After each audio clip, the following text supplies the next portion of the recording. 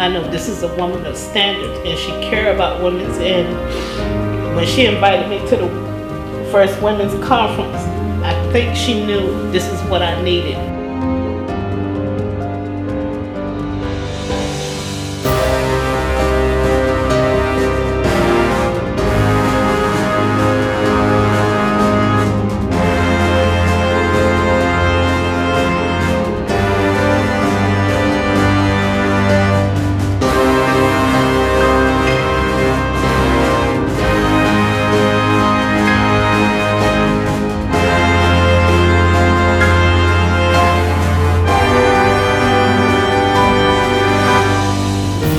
My name is Deidre Sanderlin. I am the founding director of the Women's Economic Development Center at Norfolk State University. I'd like to begin by acknowledging the U.S. Department of Housing and Urban Development. I'd like to commend them for their commitment and their allegiance to closing the gap in housing disparity, particularly among low to moderate income housing participants and moreover women. Also, I'd like to acknowledge the greatest HBCU in the whole world, Norfolk State University, for allowing me the opportunity to bring this Women's Center here on campus in such a unique way. This center was birthed in 2011 between HUD and Norfolk State University to create an access port, if you will, for students as well as the community to come on campus and access programming that would alleviate some of the barriers that exist in low to moderate income housing. Hello, my name is Tanya Perry. My name is Beverly Boone Harris. My name is Dr. Vanessa Jenkins Hightower. Hi, I'm Davida Brad. My name is Monique Garrett. My name is Jan House.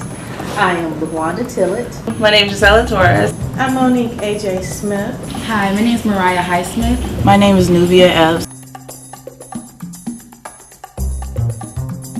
I am the outreach coordinator for the university. The director of OASIS, Office of Accessibility Services and International Students here at Norfolk State University. And I serve as the director of the Counseling Center here at Norfolk State University. I am currently the leader and founder of an initiative called Healthy Ladies Rock.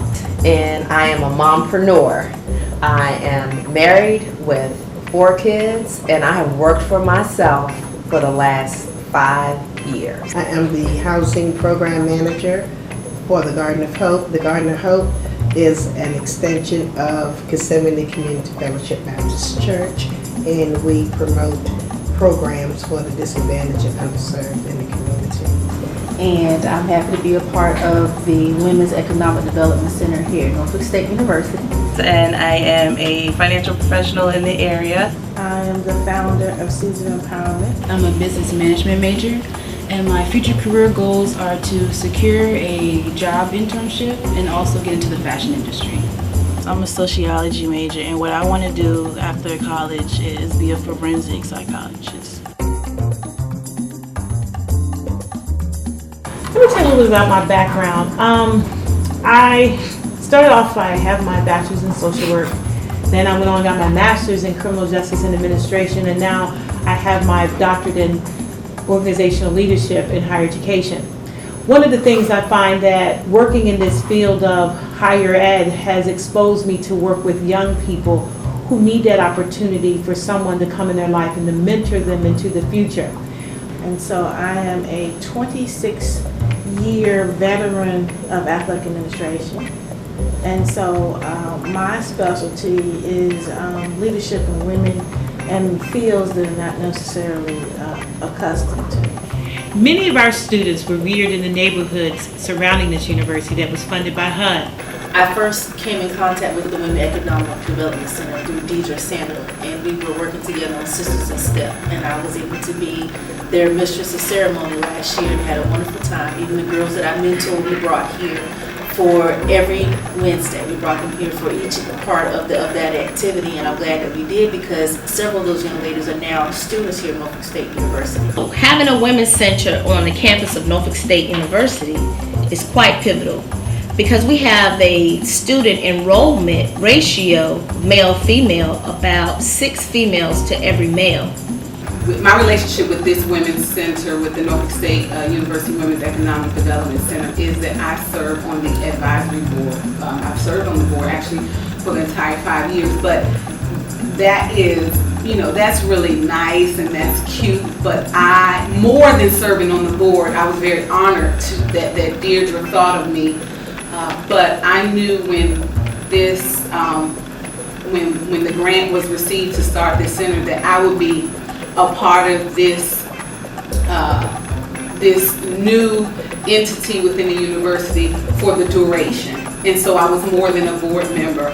I made a decision to be in the trenches with Deirdre. I also did a program here with women who were aspiring entrepreneurs and just helping them kind of flesh out their plans. And some of them had different businesses, and so it was for a business plan competition. And so we would talk about, what kind of business do you want to start? What do you already have? And they would have to create a marketing plan, a business plan, really think about their target audience. A lot of times we find that young people don't have a lot of exposure with understanding relationships, time management, issues that they may face, such as stress, dealing with things that are at home, how to handle just the everyday life. And I find with all of my experiences that I've had and with all my education, I think that it puts me in a situation to really reach out and help them. I've been working in this field now for over 32 years. And I find that I run into students all the time or individuals all the time, and they say to me, thank you for helping me to see things in a different perspective. And I think the more exposure we give young people, which I have done in the past, it gives them more options in life. When I started my business, I didn't necessarily feel like the support that I needed was there. While I had connections to other women, actually my alias became the Connection Queen. I had my connections to other women and other business owners, but that hub was not necessarily there for me, but was actually being created inside of this Women's Center here at Norfolk State University. The Women's Center here at Norfolk State is invaluable. I don't know if there's any other program like that here in the Hampton Roads. You're at a African American university and you have a program that is about economic development. I worked in municipal economic development for 9 years. And what I found is that most people in our community, specifically the African American community, really don't understand the power of economic development. That this is the entity that comes and helps create homes, that help create businesses, that help bring in resources to fuel the community. So the Women's Center here has been a great resource for me to be able to come and share other things about entrepreneurship, help other people begin to see their dreams and their reality. And I've also loved supporting them with the work that they do in the community in terms of bringing in different speakers and really enlightening people. So when you have such a large percentage of women, you may say, well, they're there together. Shouldn't they be able to support and network on their own? No, they need the direction and the leadership. They need the compassion. They need a warm and fuzzy spot that they can take away from just being a university student and come in and just be women and be in an environment that is nurturing to the issues that are just pertinent to a female, and how she can share her story with other females in a very supportive and a non-judgmental environment. And that's the role that the Women's Center can play on both the students, faculty and staff, and our immediate community. We are in walking distance to various different low-income housing developments, and having that opportunity that you can just walk over and find other women that look like you, that have a story similar to you, but they were able to soar and move beyond where they are. I have come to learn of the Women's Center at Norfolk State most recently, thanks to Mrs. Sanderlin, and just would like to be a huge supporter of anything that would empower women in the area. I did attend Fayetteville State University in Fayetteville, North Carolina. If not for the Women's Center, I would be walking around campus with no purpose. I feel like my mindset would still be average. I wouldn't have, the eagerness or the readiness to graduate and to accomplish my dreams and take on my goals and things like that. If not for the Women's Center, I wouldn't be able to be confident and ready to take on the workforce without the skills that I have been taught throughout this Women's Center. I had some great mentors. We did miss the opportunity of having something such as a Women's Center to kind of help the growth of the females that attended the university. There's always some extra guidance or extra push that we can use as a young female. I started college at 17, and coming from a family of all brothers, there was not really a whole lot of leadership in the woman area that I could find. My mom, of course, is my idol and has always been, but she was also an immigrant coming from another country, and coming into this world was totally new for her. So everything that I learned, I kind of had to figure it out on my own. So it would have been an amazing resource to have a Women's Center available that I can go to and interact with other women, successful women, who could guide me in the path that I wanted to go. The impact of a Women's Center on a university's campus. As a 20-plus year educator, my history in higher ed, I know a little bit about the culture of a university's campus. Now, it's clear that a university's main function is to provide education. We do that. So when you're marketing your university to your students, to the community, we have the academic piece. We have our accolades in the academic sector. How do you then move from the classroom and help that whole person? You have to have elements on your campus that you can sell that will set you apart. Now, Women's Center on an HBCU's campus is a very rare entity in this country. There are only a few, it's just a handful. We're the only HBCU in the state of Virginia with the Women's Center. When I left the CIAA in 2013, the Women's Center was a place for me to come to know how to transfer from being an educator to entrepreneur. And so I do credit this institution for having the foresight to have a Women's Center that can be able to serve the community as well. And so I've been blessed to be exposed to many women who've gone the same path and be able to take some of that and to make it into a profession that's been quite useful for me. In 2014, I served on a panel called Reinventing Yourself to be able to share how I went from being an educator to an entrepreneur. And it's really interesting because today, as I was preparing for this interview, I fell upon a message that I received on Facebook that I should have gotten in 2014, but I got it today. So I thought that was very divine. And in it, the lady was sharing that she was very inspired and encouraged from the presentation that we did on Reinventing Yourself. And one of the things I shared there was about controlling controllables. And so she, after leaving that workshop, had just been given her pink slip as well. And so she said that laid the groundwork for her about how to navigate. And I think that's the whole part of the Women's Economic Center, is to help women navigate sometimes the unknown. The community viewed the Women's Center as a much needed resource within the community.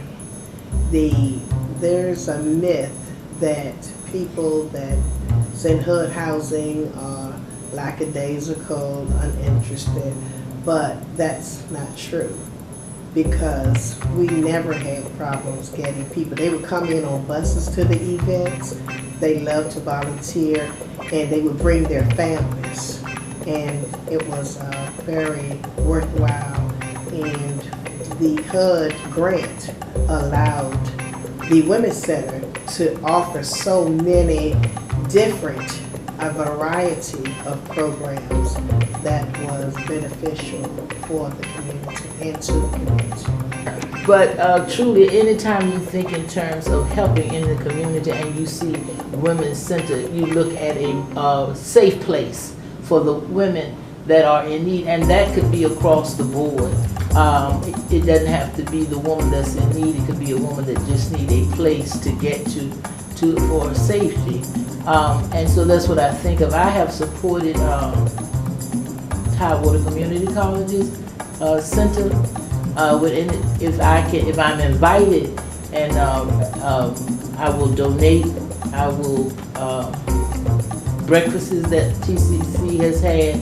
And so when we got our center, I was ready to go right to it, to do anything I could do to assist. So over the years, I have supported the conferences, and anything that Deirdre had a project going on, I tried to assist her in doing it because I knew it was helping other people, women, to increase their lives. The Women's Center has helped change me in a sort of professional way. I know I now learn how to answer phone calls. At first I didn't. I know how to send emails, professional-wise, write business letters. It kind of helped me professional-wise and how to use my social skills to help other people. I didn't take school as serious when I first started here, first started at Norfolk State University, and I definitely didn't take working, even though as a senior in college, as serious as I should have. But I'm thankful that Ms. Sandlin granted me this job for work study. Even though it's just work study, that's kind of a light term, but I take it very serious because the level of professionalism that her and also Ms. Williams, they require of us work study students to perform is great training for us to take into the real world.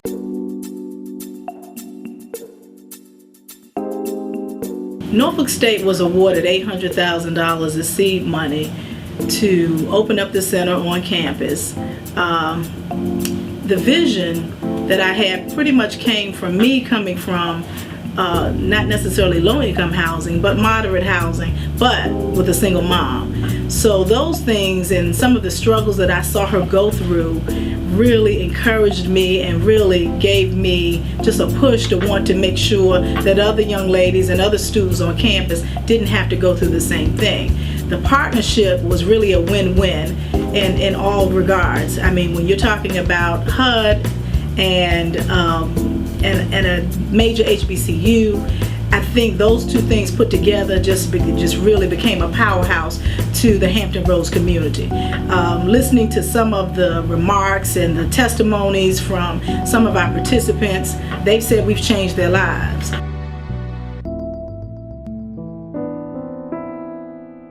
I was giving up, and she encouraged me.